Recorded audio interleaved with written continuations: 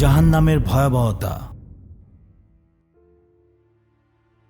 আপনি কি প্রস্তুত সেই সফরের জন্য যেখানে ফিরে আসার কোনো পথ নেই? আজরাইল আলাইহিসসালামের সেই ভয়ঙ্কর রূপ আর কবরের অন্ধকার পেরিয়ে আপনার গন্তব্য আজ জাহান্নাম। প্রথমে দেখবেন এক পাপিষ্ট আত্মার সেই বিভীষিকাময় যাত্রা। কেন জাহান্নামের আগুন আজ কালো বর্ণ ধারণ করেছে, কেন সেখানে মৃত্যু হবে না, আবার শান্তিও মিলবে না। এরপর উন্মোচিত হবে মূর্তি পূজারী, খ্রিস্টান, ইহুদি এবং সবচেয়ে ভয়াবহ সেই মুনাফিকদের চূড়ান্ত পরিণতি, যারা সত্যকে জেনেও অস্বীকার করেছে। তাদের জন্য কি অপেক্ষা করছে সে আগুনের গহ্বরে? হে আদম সন্তান, এই আর্তনাদ আপনারই জন্য। কোরআন ও সহি হাদিসের অকাট্য দলিলে দেখুন আপনার আমলনামা কি আপনাকে বাঁচাবে নাকি গ্রাস করবে সেই চিরস্থায়ী আগুনে। শেষ পর্যন্ত দেখুন, হয়তো এটি আপনার ফেরার শেষ সুযোগ। কল্পনা করুন সেই অন্তিম মুহূর্তটি যখন নশ্বর পৃথিবীর আগে ধীরে ধীরে নিভে আসছে। আপনার চারপাশের প্রিয়জনদের কান্না আপনার কানে পৌঁছাচ্ছে না, কারণ আপনার সামনে তখন উন্মোচিত হয়েছে পরকালের সেই চিরন্তন পর্দা। একজন পাপিষ্ট মানুষ যে সারা জীবন তার মহান স্রষ্টাকে ভুলেছিল, তার সামনে যখন মালাকুল মউত, আমরা যাকে আজরাইল নামে জানি, সে যখন এক ভয়ঙ্কর রূপে আবির্ভূত হন, তখন তার চেহারায় ফুটে ওঠে এক অবর্ণনীয় বিভীষিকা। তার অপবিত্র আত্মা দেহ থেকে বের হতে অস্বীকার করে, শরীরের প্রতিটি রন্ধ্রে লুকিয়ে পড়তে চায়। তখন মালাকুল মউত এবং আযাবের ফেরেশতারা অত্যন্ত কঠোরভাবে তাকে প্রহার করতে করতে সেই আত্মা বের করে আনেন। আউযুবিল্লাহি মিনাশ শাইতানির রাজিম। সেই দিন সে আত্মার জন্য আসমানের কোনো দরজা খোলা হবে না, বরং তাকে অত্যন্ত লাঞ্ছনার সাথে জমিনে নিক্ষেপ করা হবে। হাসরের ময়দানে দীর্ঘ বিচারের বিভীষিকা শেষে যখন পাপিষ্ঠের আমলনামা তার বাম হাতে বা পেছন দিক থেকে দেওয়া হবে, তখন সে বুঝতে পারবে তার গন্তব্য এখন চিরস্থায়ী দুর্ভোগের ঘর জাহান্নাম। সে আত্মা যখন জাহান্নামের দরজার দিকে এগোবে, সে কয়েক মাইল দূর থেকেই জাহান্নামের সেই প্রলয়ঙ্কারী গর্জন শুনতে পাবে। পবিত্র কোরআনে মহান আল্লাহ বলেছেন, যখন তাদের দূরবর্তী স্থান থেকে দেখা হবে, তারা জাহান্নামের ক্রোধ ও প্রচণ্ড গর্জন শুনতে পারবে। সূরা ফুরকান আয়াত 12। এই গর্জনটি কেবল কোনো শব্দের প্রতিধ্বনি নয়, এটি জাহান্নামের সেই ক্ষুধার্ত আর্তনাদ, যা অবাধ্যদের গ্রাস করার জন্য কোটি বছর ধরে অপেক্ষা করছে। স্রষ্টা আমাদের বারবার সাবধান করেছেন যেন আমরা এই ভয়ঙ্কর গন্তব্য থেকে নিজেদের রক্ষা করতে পারি। জাহান্নামের আগুনের সেই নিকষ কালো রূপ। জাহান্নামের আগুন আমাদের পৃথিবীর আগুনের মতো সাধারণ নয়। সহি হাদিসের বর্ণনা অনুযায়ী এই আগুনকে ক্রমাগত 3000 বছর ধরে প্রজ্বলিত করে এর রূপ পরিবর্তন করা হয়েছে। প্রথম 1000 বছর থেকে একে উত্তপ্ত করা হয়েছিল যতক্ষণ না তা লাল বর্ণ ধারণ করেছে। পরবর্তী 1000 বছর উত্তপ্ত করার পর তা উজ্জ্বল সাদা বর্ণ ধারণ করেছে এবং সবশেষে আরও 1000 বছর উত্তপ্ত করার পর বর্তমানে তার ঘোর কৃষ্ণবর্ণ বা নিকষ কালো রূপ ধারণ করেছে। সে আগুন এতটাই ভয়াবহ যে তা কোনো আলো দেয় না, বরং এক নিরেট অন্ধকার গহ্বরে কেবল দহন করে। জাহান্নামের গভীরতা ও বিশালতা। জাহান্নাম একটি অন্তহীন গহ্বর, যার গভীরতা কল্পনা করাও মানুষের সাধ্যের অতীত। রাসূল সাল্লাল্লাহু আলাইহি সাল্লাম বলেছেন, একটি বড় পাথর যদি জাহান্নামের মুখ থেকে ফেলে দেওয়া হয়, তবে তার তলদেশে পৌঁছাতে 70 বছর সময় লাগবে। চিন্তা করে দেখুন সেই বিশালকার কারাগারের কথা। একে কিয়ামতের ময়দানে যখন টেনে আনা হবে, তখন এটি 70,000 লাগাম দিয়ে বাঁধা থাকবে এবং প্রতিটি লাগাম ধরে টেনে নিয়ে আসবেন 70,000 অতি শক্তিশালী ফেরেশতা। সেই ফেরেশতারা হবেন অত্যন্ত কঠোর, যাদের হৃদয়ে কোনো মায়া থাকবে না। তারা অপরাধীদের গলায় লোহার উত্তপ্ত শিকল এবং পায়ে ভারী বেড়ি পরিয়ে আগুনের উপর দিয়ে হিচড়ে টেনে নিয়ে যাবে। বেদের বর্ণনাতেও পাপিষ্ট নরকে সেই গভীর অন্ধকারের কথা বলা হয়েছে, কিন্তু পবিত্র কোরআনের বর্ণনা অনুযায়ী সেখানে পাপিষ্টরা যখন আগুনে দগ্ধ হবে এবং তাদের চামড়া পুড়ে ছাই হয়ে যাবে, তখন মহান আল্লাহ তাৎক্ষণিকভাবে আবার নতুন চামড়া সৃষ্টি করবেন, যাতে তারা অবিরাম শাস্তির স্বাদ গ্রহণ করতে পারে। জাহান্নামের 7টি বিভীষিকাময় স্তর।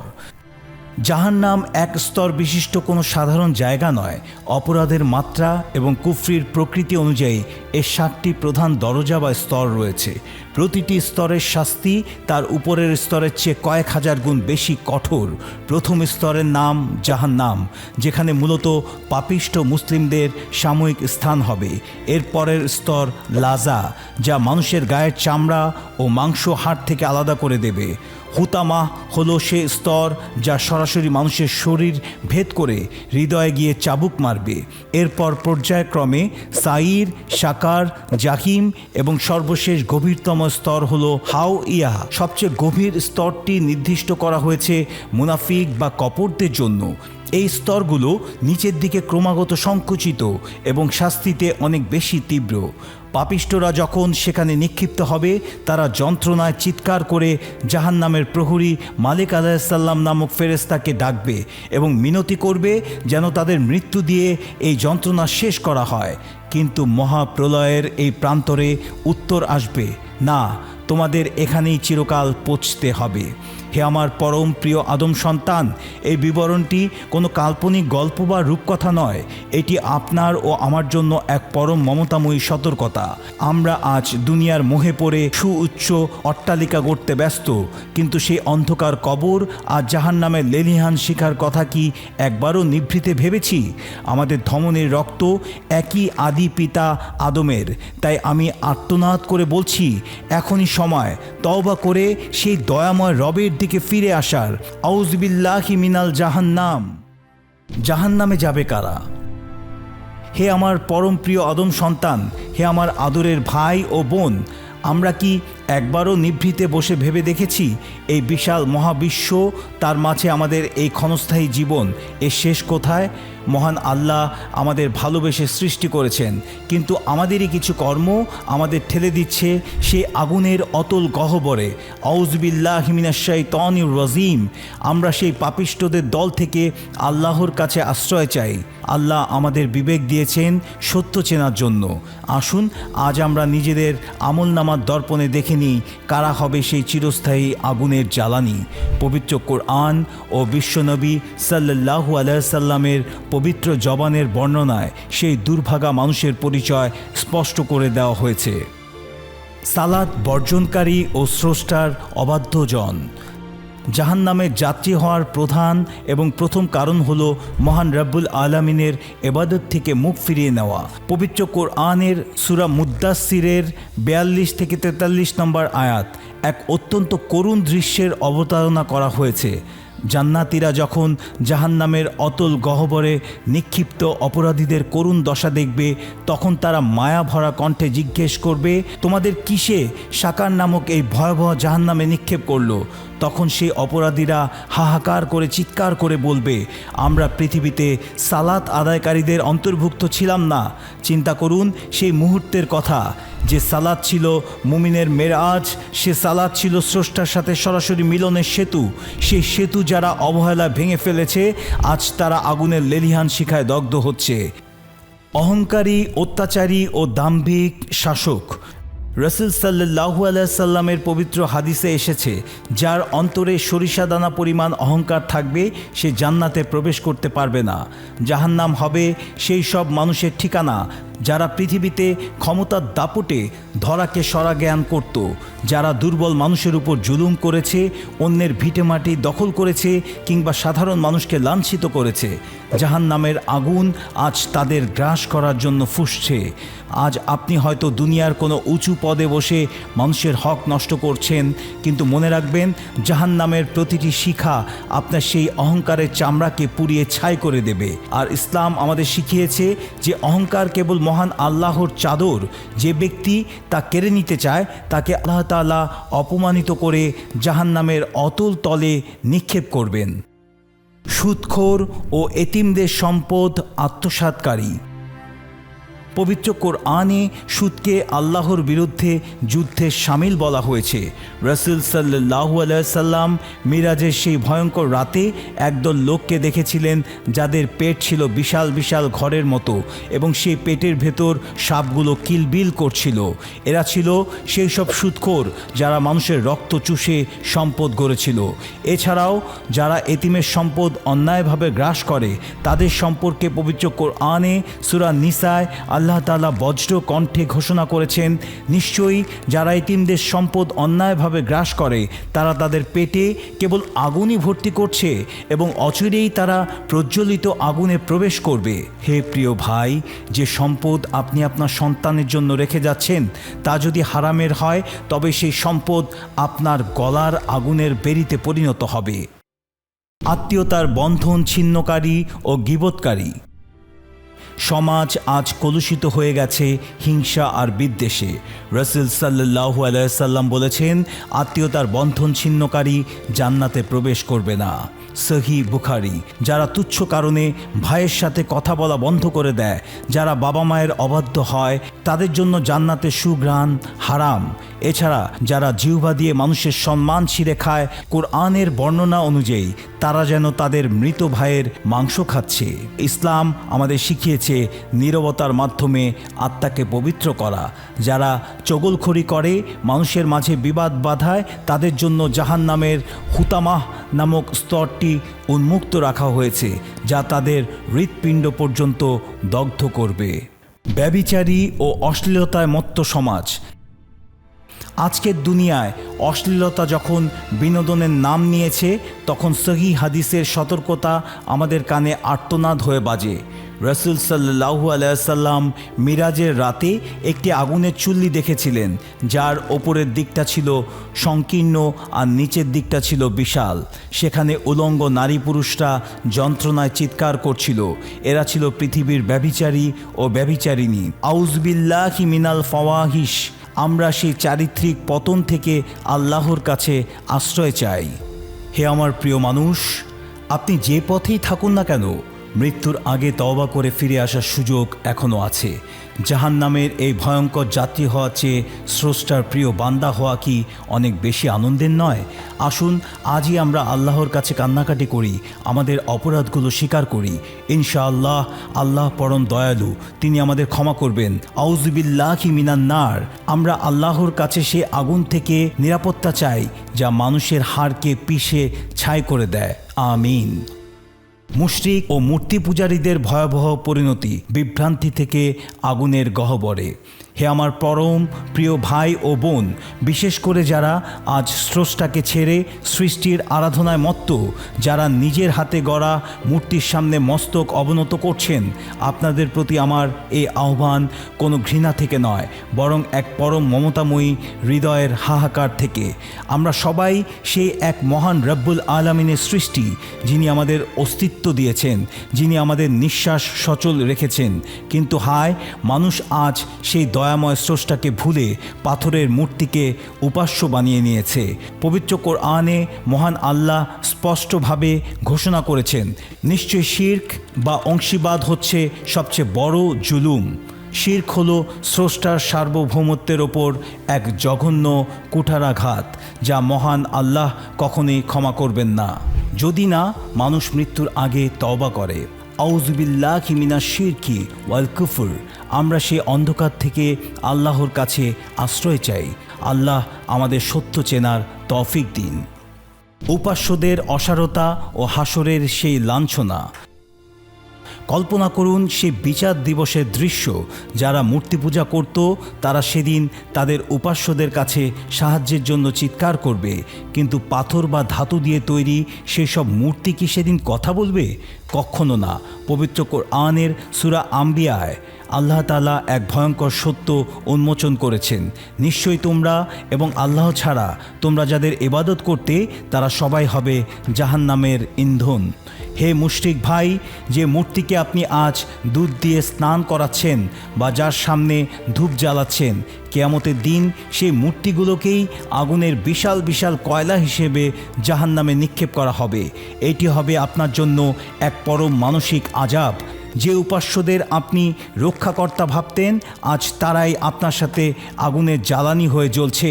হিন্দু ধর্মগ্রন্থ বেদেও বলা হয়েছিল, কিন্তু মানুষ সেই সত্যকে বিসর্জন দিয়ে ভ্রান্তির সাগরে ডুবেছে। ইসলামই সেই ধ্রুব সত্য, যা আমাদের সরাসরি নিরাকার ও সর্বশক্তিমান আল্লাহর সাথে যুক্ত করে। জাহান্নামের জাহিম ও লোহার মুগুরের আঘাত। মূর্তি পূজারীদের জন্য নির্ধারিত হয়েছে জাহান্নামের জাহিম নামক এক বিশাল অগ্নিকুণ্ড। সহি হাদিসের বর্ণনা অনুযায়ী মুশরিকদের হাসরের ময়দান থেকে যখন জাহান্নামের দিকে নিয়ে যাওয়া হবে, তখন তাদের গলায় ৭৫ হাত দীর্ঘ আগুনের শিকল পরানো হবে। ফেরেশতারা অত্যন্ত নির্দয়ভাবে তাদের চুলের ঝুঁটি ধরে আগুনের দিকে টেনে নিয়ে যাবে। তারা যখন যন্ত্রণায় আর্তনাদ করবে, তখন আজাবের ফেরেশতারা বিশাল বিশাল লোহার হাতুড়ি বা মুগুর দিয়ে তাদের মাথায় ও পিঠে আঘাত করবেন। রাসূল সাল্লাল্লাহু আলাইহি সাল্লাম বলেছেন, সেই হাতুড়িগুলো এতটাই ভারী যে যদি তা পৃথিবীর কোনো সুউচ্চ পাহাড়ের উপর রাখা হতো, তবে পাহাড়টি নিমেষেই ধূলিসাৎ হয়ে মাটির সাথে মিশে যেত। আউযুবিল্লাহ। সেই আঘাতে তাদের খুলি ও হাড় চূর্ণ বিচূর্ণ হয়ে যাবে, কিন্তু তাদের মৃত্যু হবে না, যাতে তারা প্রতি মুহূর্তে শাস্তির তীব্র স্বাদ গ্রহণ করতে পারে। সূরা হজ ২১ থেকে ২২ নম্বর আয়াত। জাক্কুম বৃক্ষ ও ফুটন্ত পানির সেই তৃষ্ণা। মূর্তি পূজারীদের ক্ষুধা ও তৃষ্ণা হবে তাদের জন্য আরেক আযাব। যখন তারা ক্ষুধার জ্বালায় ছটফট করবে, তখন তাদের খেতে দেওয়া হবে জাক্কুম বৃক্ষের ফল। এই বৃক্ষটি জাহান্নামের একেবারে তলদেশ থেকে গজায় এবং এর ফলগুলো দেখতে ভয়ঙ্কর শয়তানের মাথার মতো। পবিত্র কোরআনে বলা হয়েছে, এই ফল পেটে যাওয়ার সাথে সাথে তা তেলের তলানির মতো টকবক করে ফুটতে থাকবে। এরপর যখন তারা তৃষ্ণায় কাতর হয়ে পানির জন্য চিৎকার করবে, তখন তাদের দেয়া হবে হামিম বা অত্যন্ত ফুটন্ত পানি। এই পানি পান করা মাত্রই তাদের পেটের নাড়িভুড়ি ছিন্ন ভিন্ন হয়ে মলদ্বার দিয়ে বেরিয়ে আসবে। আউযুবিল্লাহ মিনান নার। স্রষ্টার এই ন্যায় বিচার কতই না কঠোর। বেদের মতো প্রাচীন গ্রন্থেও পাপিষ্ঠদের নরকের অন্ধকূপে নিক্ষিপ্ত হওয়ার কথা বলা হয়েছে, কিন্তু পবিত্র কোরআন আমাদের চোখে আঙ্গুল দিয়ে দেখিয়ে দিচ্ছে সেই ভয়াবহতার প্রতিটি ধাপ। বিষাক্ত প্রাণীকুল ও চিরস্থায়ী বন্দিত্ব। জাহান্নামে মুশরিকদের জন্য অপেক্ষা করছে উটের মতো বিশালাকার বিষাক্ত সাপ এবং গাধার মতো বড় বিচ্ছুর দল। একবার যদি সেই বিচ্ছু কাউকে দংশন করে, তবে তার বিষের তীব্র যন্ত্রণা ৪০ বছর পর্যন্ত শেষ হবে না। তাদের জন্য কোনো দয়ালু সুপারিশকারী থাকবে না, কোনো বন্ধু থাকবে না। তারা সেখানে অনন্তকাল থাকবে, যেখানে মৃত্যু হবে না, যে বেঁচে যাবে আবার জীবনও থাকবে না, যে শান্তি পাবে।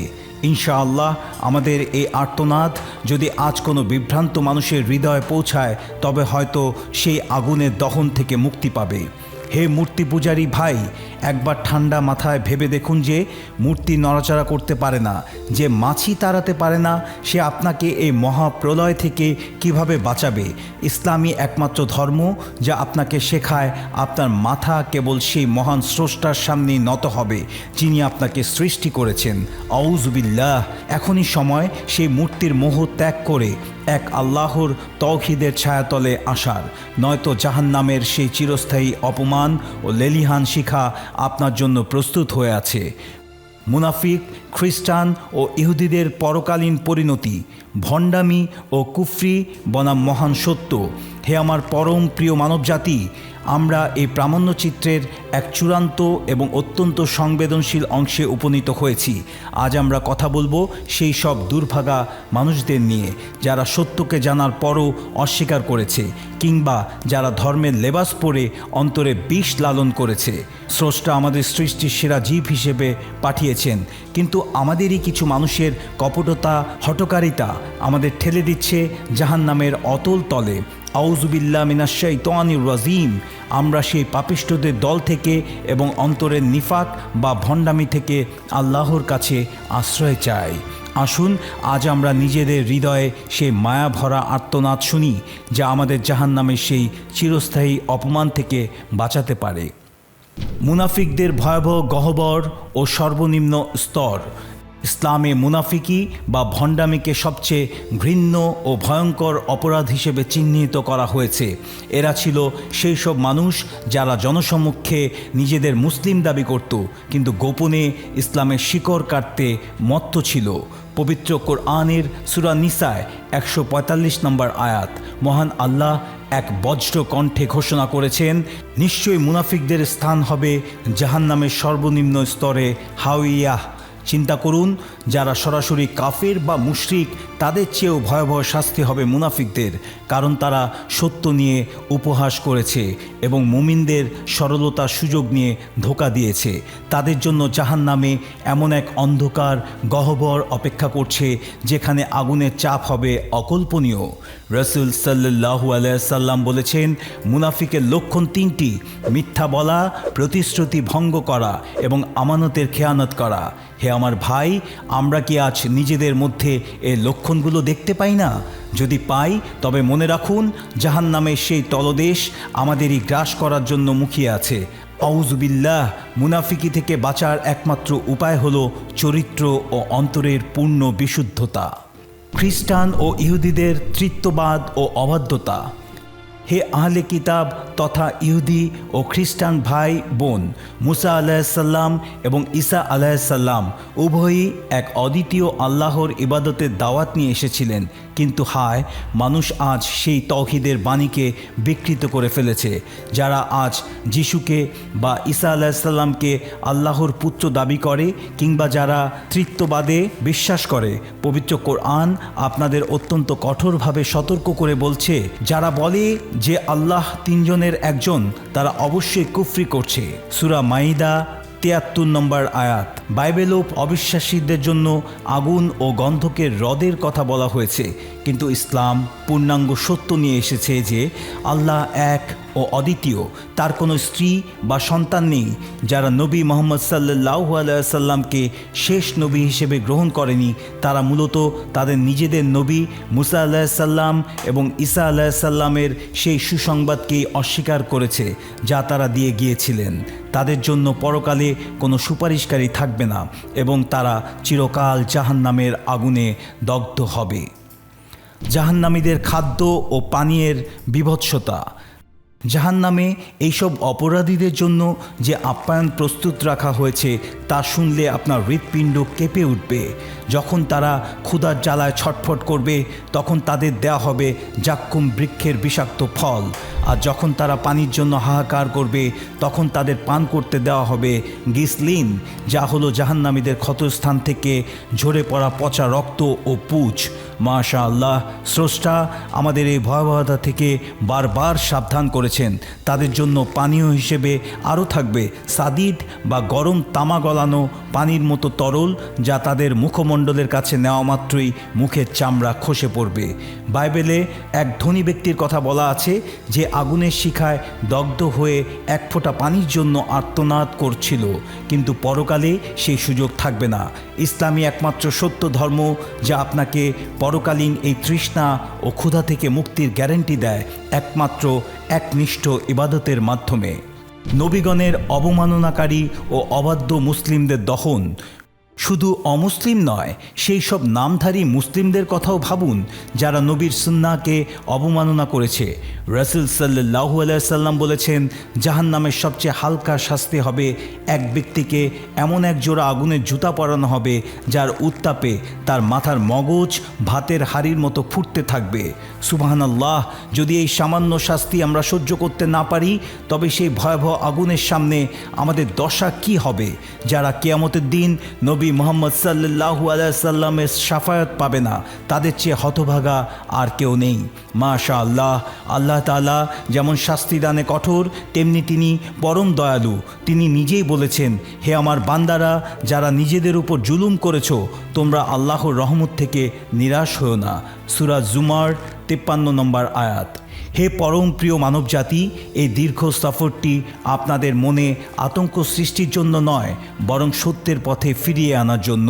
আমরা আজ এক ক্লান্তিকর পৃথিবীর যাত্রী। আমাদের প্রতিটি নিঃশ্বাস আমাদের কবরের দিকে এগিয়ে নিয়ে যাচ্ছে।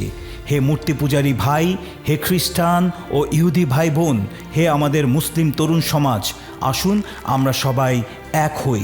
আমাদের স্রষ্টা এক, আমাদের গন্তব্য এক। যদি আমরা আজ আমাদের অহংকার ও ভ্রান্ত বিশ্বাস ত্যাগ করে সে মহান রব্বুল আলামিনের সামনে সিজদায় অবনত হই, তবে এই জাহান্নামের প্রতিটি শিখা আমাদের জন্য জান্নাতের ফুলে পরিণত হতে পারে। আউযুবিল্লাহি মিনান নার, আমরা সেই আগুন থেকে আল্লাহর কাছে আশ্রয় চাই। হে আল্লাহ, তুমি আমাদের এই ক্ষুদ্র প্রচেষ্টাকে কবুল করো। তুমি সমগ্র মানব জাতিকে হেদায়েত দান করো। মুসা, ঈসা এবং মুহাম্মদ সাল্লাল্লাহু আলাইহি সাল্লামের প্রতি যে শাশ্বত সম্মান ও ভালোবাসা আমাদের হৃদয়ে আছে, তা যেন আমাদের জান্নাতের পথে পরিচালিত করে। আমিন।